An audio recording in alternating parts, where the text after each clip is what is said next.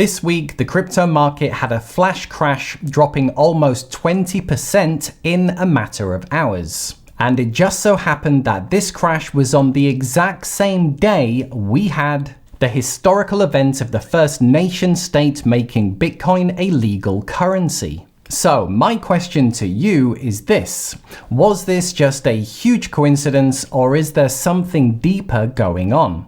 And I have to admit, when I look at the data, it does look very suspicious. So in this video, we'll be looking at the big crash that happened this week, and we'll try to answer the questions: was this just a one-off event, or is there another big crash just around the corner? I'll give you my thoughts, as I personally think the fact that this happened on Bitcoin Day was not just a coincidence. And then we'll finish up with the biggest news and developments for the week. As always, if you do enjoy anything in the video, then drop a like, always appreciated. Okay, so on Tuesday at 9 in the morning, New York time, Bitcoin had a huge sell-off caused by one or a group of very large whales. So let's take a look at what happened.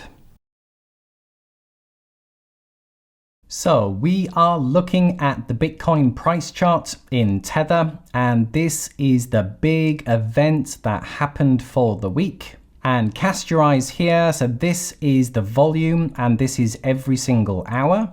And you'll notice it was ticking along quite well, 2.5, 3, 2.5, and then all of a sudden it 5x to almost 16,000, and we had this huge massive crash. So this is likely caused by one or a group of big whales.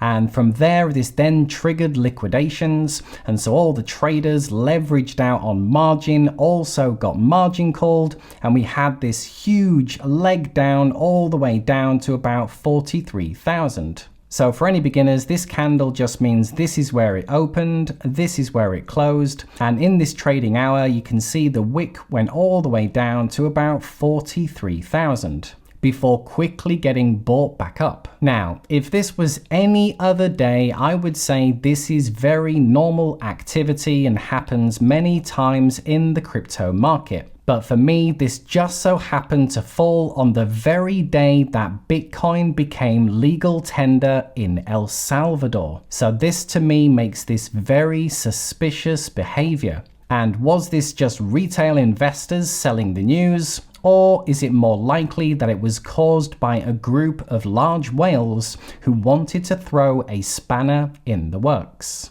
However, even though we did have this big crash down, we still stayed above the 200-day moving average, and the 50-day is still on track for a golden cross. So all things taken into perspective, it's still looking pretty good for the market. But the one thing it has done is really shook up the market. It's like throwing a large rock into a pond, which is now causing many ripples all around the market, and investor sentiment has now been shook up. You can see people are now feeling fear, uncertainty, and doubt is back in the market. So if you really wanted to mess up Bitcoin Day, then this is exactly how you do it.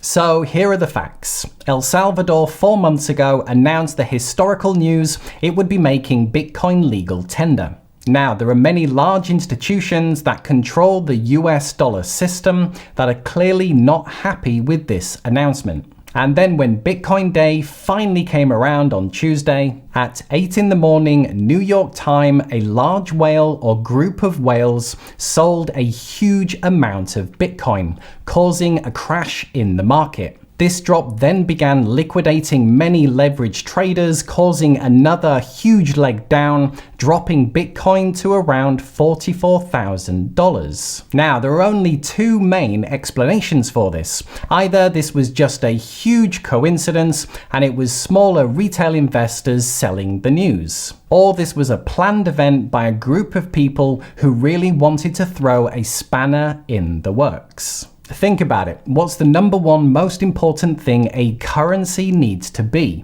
It needs to be stable. If you buy a loaf of bread today, you want it to be the same price as it was yesterday.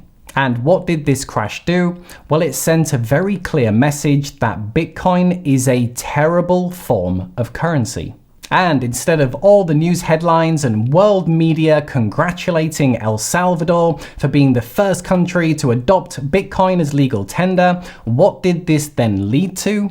Bitcoin crashes on first day El Salvador's legal tender. Crypto Black Tuesday. 400 billion is wiped off from all digital currencies as El Salvador adopts Bitcoin as legal tender. El Salvador's Bitcoin gamble is off to a rocky start. Bitcoin crashes below $43,000. Same day cryptocurrency becomes legal tender in El Salvador. So if you wanted to create a plan to mess up Bitcoin Day, then this is exactly how you do it. So what do we think? A perfect coincidence or planned event?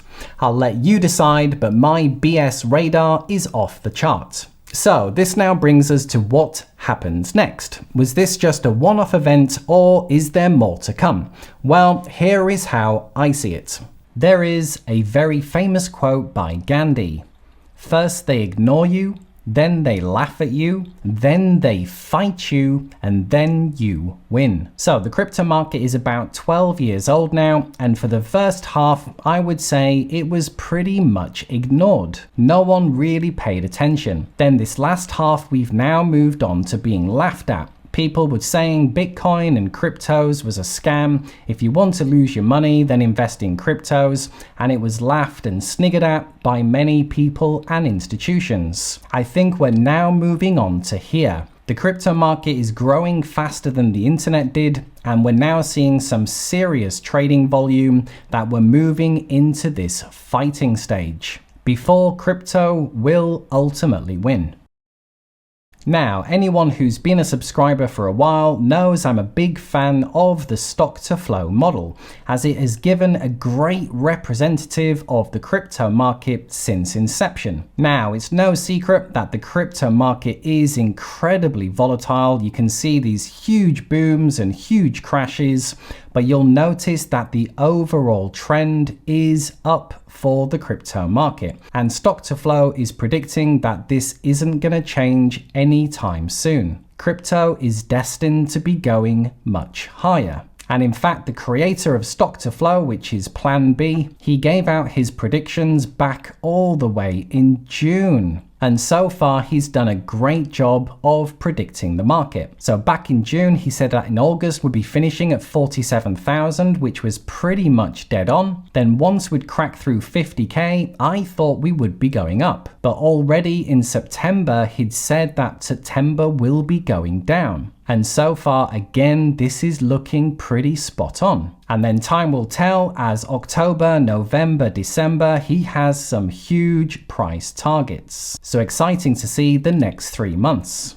So I'm a big fan of the stock to flow model. And the fact is that crypto is growing exponentially. And although authorities can do things to slow down adoption, I think a world built on cryptography is inevitable. Yes, we will continue to get big drops along the way, but the macro trend for crypto is up and it's destined to be going much higher. And I, for one, will be keeping calm and hodling on. Okay, to finish up, let's take a look at the other big news and developments for the week.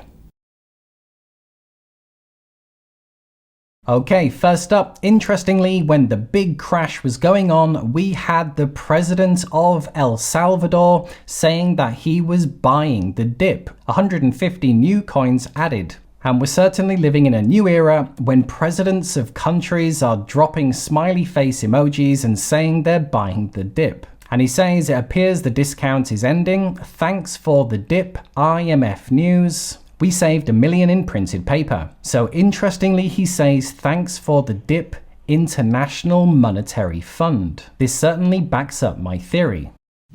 And the snowball just keeps rolling. Panama now introduces bill to recognize crypto for payments. Following in El Salvador's footsteps, Panama is introducing a bill to regulate the use of cryptos for civil and commercial purposes.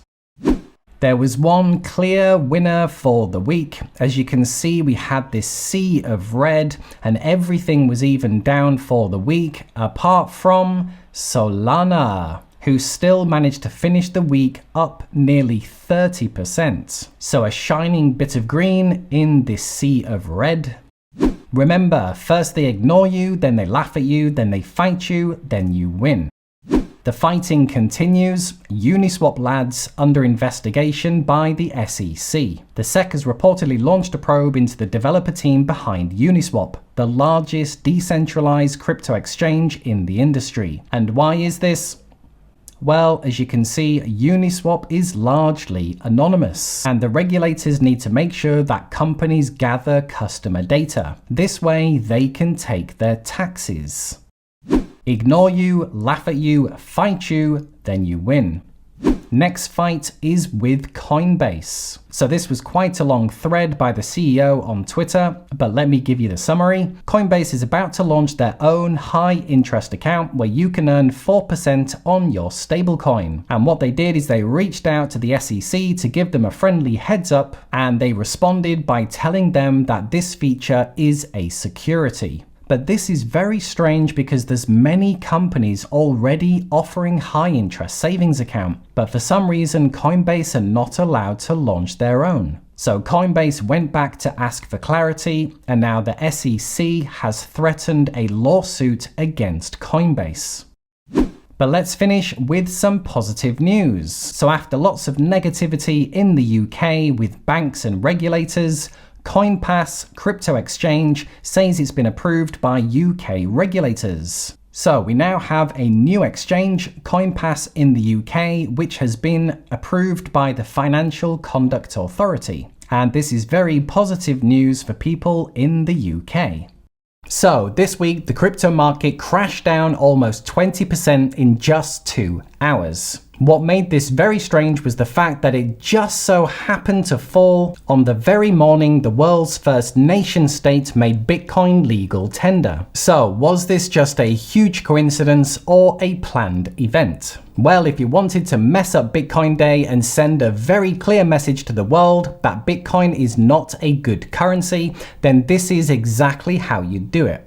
Gandhi once said, first they ignore you, then they laugh at you, then they fight you, and then you win. And we're now seeing the start of many SEC battles, starting with Coinbase and Uniswap.